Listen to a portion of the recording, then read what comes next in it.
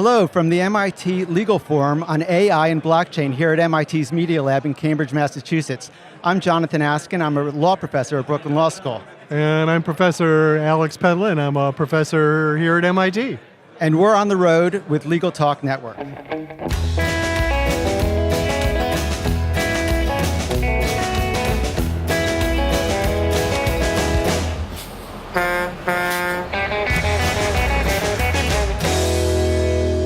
And we're back. Thank you so much for joining us on the road. It's a pleasure to be here at the MIT Legal Forum on AI and blockchain. Today we're talking about AI and blockchain with Professor Sandy Pentland. Now I should preface this a bit with a couple stories about Sandy Pentland and my experiences here at the Media Lab. I've been a law professor for 10 plus years. And I had heard rumors that there was potential for technology to start to disrupt the law and the careers of my students and graduates. And one of the main pioneers has been Professor Pentland and his crew, his diabolical crew here at the MIT Media Lab. I thought it was best for me to understand what was going on here at the MIT Media Lab and how they might change the legal profession forever and the careers of my students and graduates. So I embedded myself here about 2 years ago at the Media Lab to figure out the ways of these mad scientists. And now I guess we're here speaking to the chief mad scientist of them all. So Professor Pentland, maybe you can give us a little bit of background on your history and how that turned into, how you turned a glance on the legal profession and how you think you and scientists and technologists and big data scientists are starting to explore ways in which you can use your experience to disrupt and transform society, the law and legal process. So thanks. So there's really sort of two threads. I mean, first to begin with, I've been at this sort of stuff for a long time now, starting with AI and data science, long before it was the big popular thing that it is today. And we were some of the first ones to realize the amount of data that would be available from cell phones and things like that. And so I became concerned about two things. One is the whole world will become datafied. All of the procedures, the permissions, the things that we used to do on paper or face-to-face will become automatic.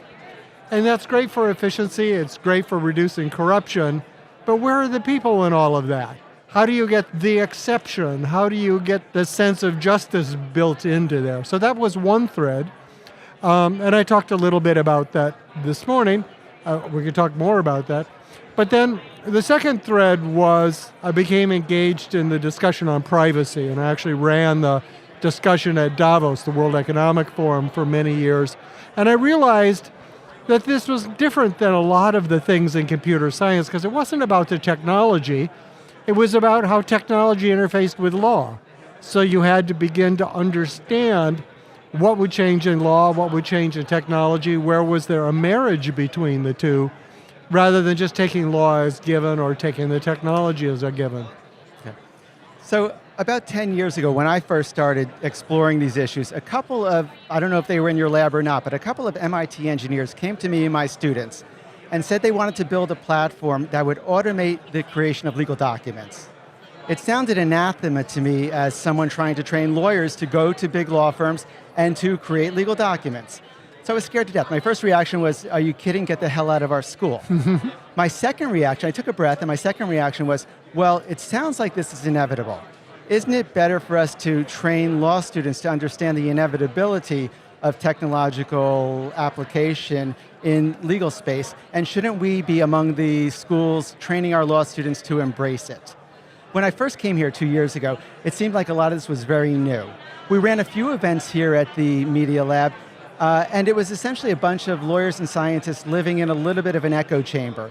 Here today, I'm looking around, it looks like something changed, something dramatically different happened over the past 2 years, and it looks like now there is an understanding, at least among lawyers, that technology is going to invade our space, and they are here at the Media Lab trying to figure out what the role is of the lawyer in this new evolving space. You had mentioned a little bit about maintaining the humanity. What do you see as the role of lawyers in a world where technology, AI, blockchain technology, can do most of that which a lawyer had done historically? You know, this is a glass half full sort of phenomenon. you can look at all of the things that lawyers traditionally do being automated out of existence.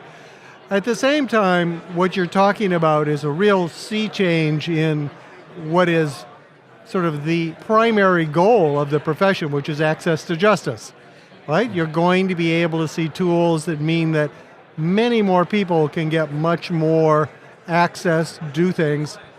And what that will do is force lawyers to take on the things that aren't standard. Because AI, wonderful, powerful, it doesn't do very good with exceptional cases. It does terribly with new stuff. So we live in a world that's changing rapidly, a world where the exceptions may become something that is outweighing the norm in terms of impact, if not number. And I think the law needs to migrate to that way of thinking about things. So what I'm saying is law has to be much more creative, much more about impact.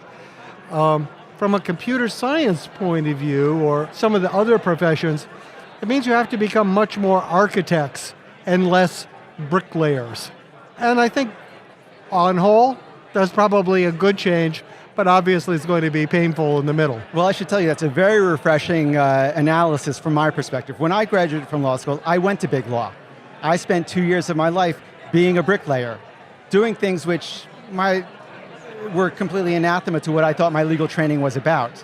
I love to think that law is one of the few professions, or perhaps one of the last professions, that will not be totally disrupted by artificial intelligence. When I think about what I learned in law school, what I try to teach my law students, what we're supposed to be learning in law school, it's supposed to be doing precisely that which the computer cannot do.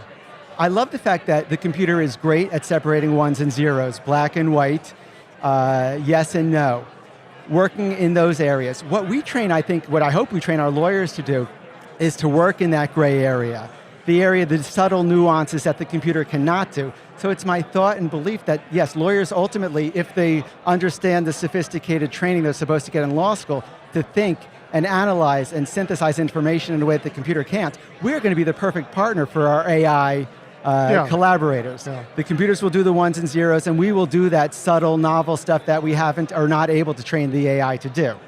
Except that's true, except it papers over the fact that that transition from today's structure to one where the humans are doing the creative part has a lot of bumps along the way. And it also means that the practice of law, the practice of regulation, is going to change ever faster. So everyone says, oh my God, it's changing too fast. As things become automated, essentially as you have power assist for doing things, that means things will change even faster. So you can look forward to an accelerating future, although it will be very interesting at the same time. So it sounds to me like there is an opportunity for young lawyers who aren't steeped and baked in the old ways of the profession to figure out new and agile systems to participate in this ever-changing world. Well, that's one of the most promising things I see, is I see a lot of young lawyers who are fairly tech savvy. That doesn't mean they're programmers, but they mean they understand it and understand how the tech industry works.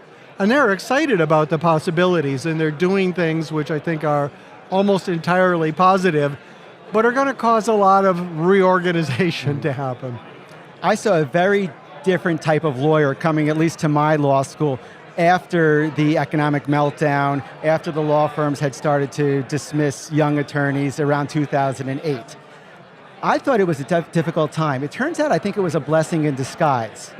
Around 2011, so we got this new generation of law students who came in and knew that they weren't necessarily going to be welcomed into the bosom of large law for the next 50 years of their career. Right. What we got in law school were students who wanted to get that legal skill set to deploy and play a role in this new evolving world. So we got, I think, much more courageous attorneys, law students who were willing to experiment in a way that their predecessors hadn't.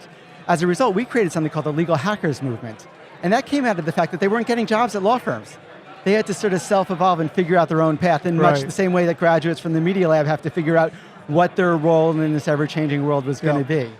What opportunities do you see for young lawyers coming out of law school? Do you see particular technologies that they should probably learn as they learn the law to play a more vital role in the changing world? Well, there's a class of people that are actually building technology. They're not inventing new algorithms, but they're applying AI algorithms to do standard tasks or do them better. There's advisory programs and things of various sorts. So, I mean, there's this whole sort of tech side of things. On the other side, I think there needs to be discussions like the one going on around us, which is what is the role of lawyers and law in society? Because that's got to change relatively quickly, and who else to sort of advance that than young lawyers? To sort of say, well, we need to have experimental space, we need to have ways where we can try out new ways of acting and doing things. That creation of spaces, which I call living labs, so is I think a really critical thing, because you can't just say, oh, it'll work this way. You actually have to try it and see how it works. You have to be much more experimental, which means you have to be provisional, you have to be evaluative about the process, none of which is terribly baked into the whole system at the moment. Yeah. So those need to happen quite a bit more. So part of the problem, historic problem with legal pedagogy is that we have trained lawyers to never say anything until they're absolutely certain. Cross every T, dot every I. That is not the way the startup world works or the scientific world works. You get it out there, and then you reiterate and reiterate and reiterate until it's perfect. Right. We've had a lot of trouble sort of training our young lawyers with that hacker startup spirit. Yeah. But what I do think is good about law students is, I think in this new world, they seem to function well as project managers, sort of smart generalists who know how to bring the disparate pieces together. Do you see that as an opportunity for young lawyers to essentially be project managers, working with technologists, working with others? Yeah, I do. I mean, that's clearly a path forward.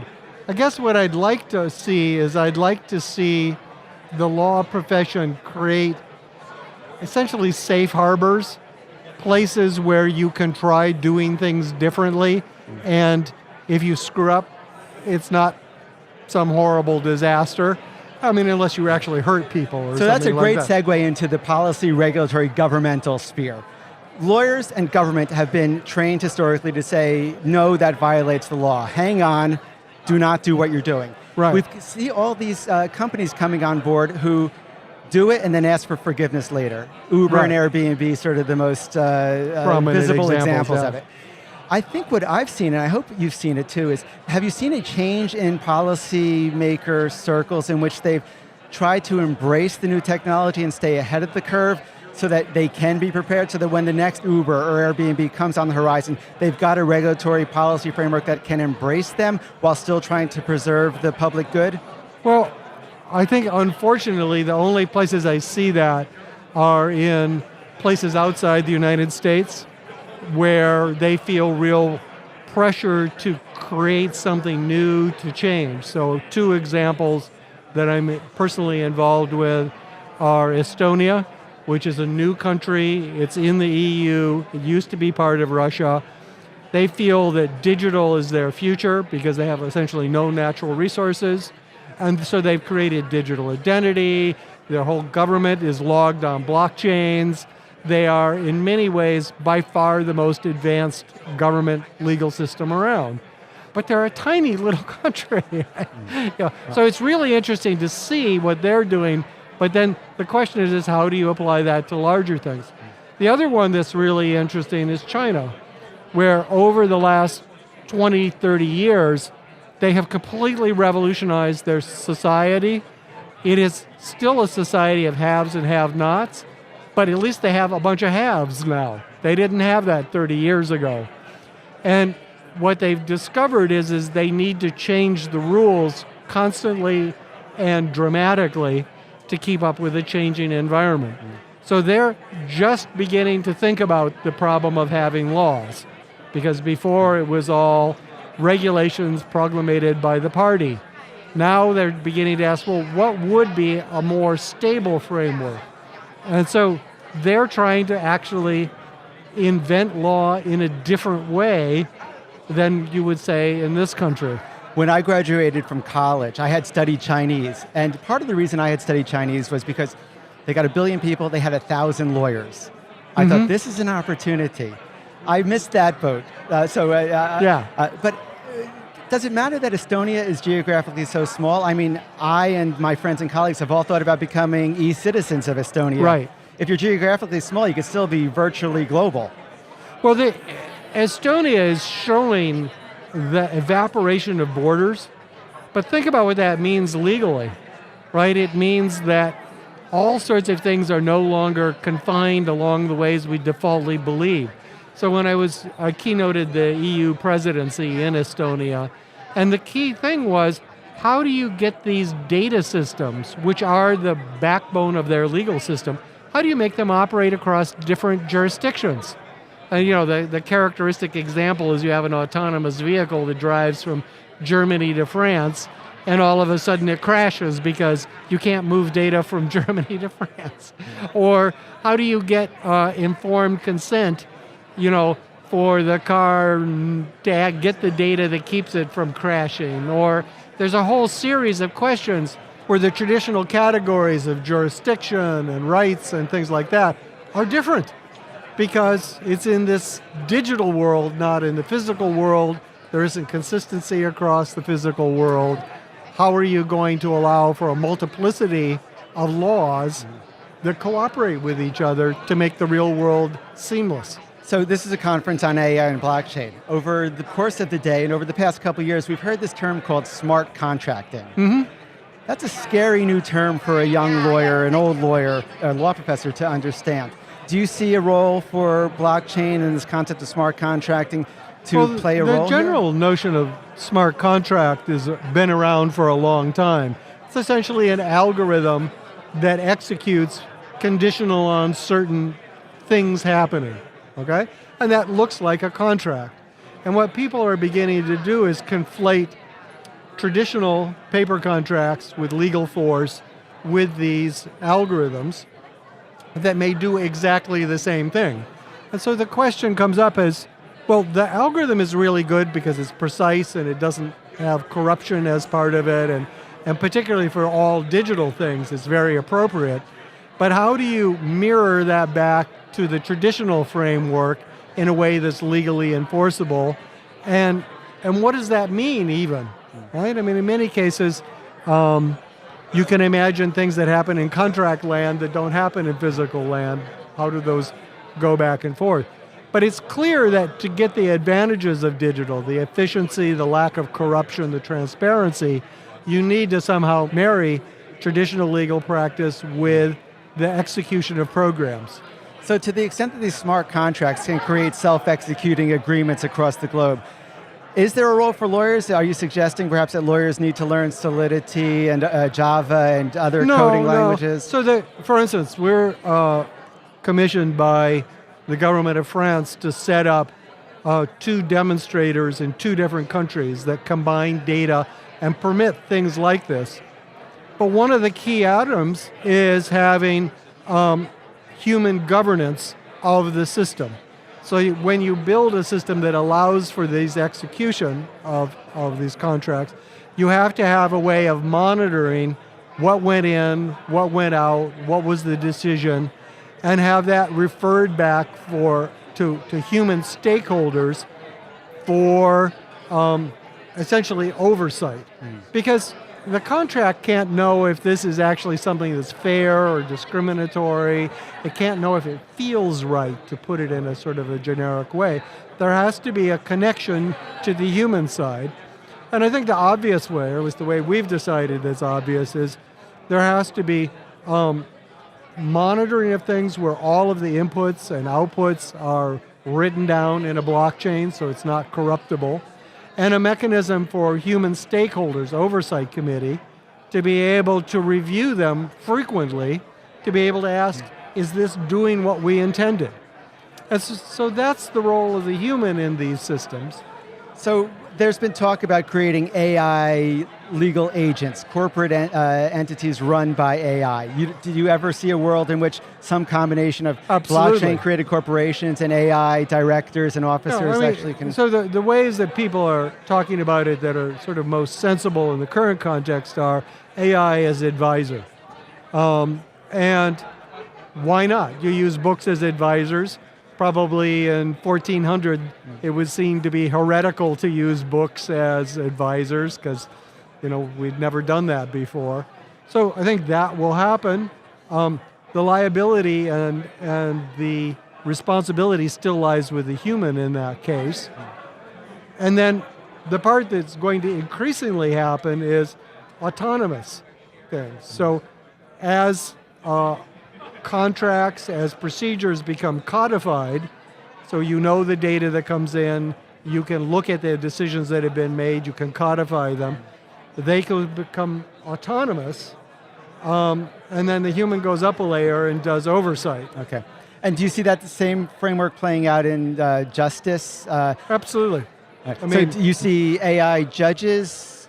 Well, you already have things like that. So when you get a parking ticket for going too fast on the highway, there's a computer program that did that. There was no justice, there was no lawyer, right? You just got the parking ticket. Now that's a minor thing, but again, you're beginning to see the sort of creeping datafication.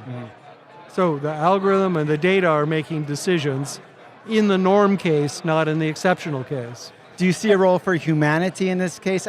So humanity is the oversight. You don't want to get in that process because of efficiency and corruption. Perhaps the main problem in the world today is corruption. The humans are pulling things off the table that shouldn't. So you'd like it to be something that's an accountable, auditable algorithm, because that's something that will perform uniformly. You can see exactly what it does, but you need the human side, and I think human as oversight is the right thing. Just as we went back and said, are humans going to be the bricklayers or going to be the architects?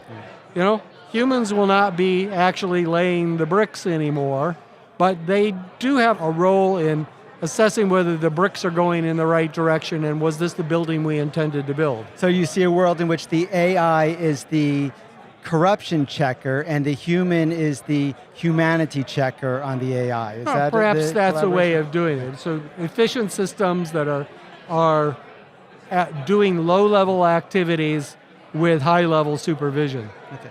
So I'm going to throw one final question at you out of left field. A couple years ago, we had tried, in fact, I did it with the MIT Media Lab folks, we tried to create an e-Magna Carta for the digital age. Right. So essentially instill in every single human some independent, autonomous sovereignty in a world that is now digitally enabled. It ran through some fits and starts. We tried to create a social, an influencer engine and all that. Now we've got some real potential applications. You mentioned Estonia, and now Iceland has tried to create a citizen's constitution, a digital constitution. Yep.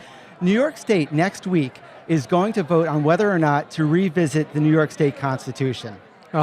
It's probably going to lose in a landslide, the vote, but that's in part because the old entrenched interests are fighting to ensure pension rights, to ensure what they've already got protected. I'm a little bit more Pollyannish on it. I wanted to get your opinion. I think there's a great opportunity. I'd love for us to create a digitally enabled constitution and maybe use New York State as an example. Can we, as humans, create a new constitution that could live on into the digital age instead of the archaic analog constitutions we have created? Do you imagine a world where we can reformulate the judiciary using some of these big data tools, these digital tools that you're talking about and building here? Do you think humanity is ripe for that? So I think that's one of the most interesting and positive potential things. What will happen, almost guaranteed, is that you're going to get more data-driven autonomous systems, hopefully with human oversight. And as those evolve, we'll have a continuing discussion about rights, obligations, methods of adjudicating things, but it will evolve as the systems evolve. And I actually think that's the right thing to do it. Today's rights took 800 years to evolve. We don't have to take 800 years, but I don't think we know enough about how it works and what are the failure modes to do it today. I do think that's where we're headed. You see GDPR in Europe, the privacy rights being an example of something like that. You see digital identity in several countries being a first step in that direction. And as those begin to get deployed and the tires are kicked and people begin to understand it, we will develop this Magna Carta. Well, you may be more Pollyannish than I. I mean, I've seen over the past 10 years a slowing and slowing of any movement by federal and state government. You say you're bringing most of your activities to Europe because you find them perhaps more agile and willing to embrace new technology. I feel like without some big citizens referendum to push government, we may forever be stuck in this standstill with an archaic constitution and no way to evolve the law. So I think that what will happen is that commercial services, not-for-profit services, and this sort of creeping datafication will just simply make the question irrelevant at some point. Well, Professor Pentland, you're certainly a pioneer. I think every lawyer in America and around the world should be listening to what you are doing and your encroachment upon the profession. But before we close today, I have one last question for you, and particularly because we want you involved in the evolving legal profession as much as possible. If our listeners would like to follow up with you, how can they reach you? Well, I think the right thing to do is to go to law.mit.edu, and there's places to send email and find resources, okay? Terrific. Great. Well, we've reached the end of the road for today's episode. I want to thank Sandy Pentland, professor at the MIT Media Lab and the originator of social physics and the human dynamics group here, for joining us today. We also want to thank our listeners for tuning in. If you like what you hear today, please rate us in Apple Podcasts. We'll see you next time for another episode of On the Road with Legal Talk Network. If you'd like more information about what you've heard today, please visit LegalTalkNetwork.com. Subscribe via iTunes and RSS. Find us on Twitter and Facebook, or download our free Legal Talk Network app in Google Play and iTunes. The views expressed by the participants of this program are their own and do not represent the views of, nor are they endorsed by, Legal Talk Network, its officers, directors, employees, agents, representatives, shareholders, and subsidiaries. None of the content should be considered legal advice. As always, consult a lawyer.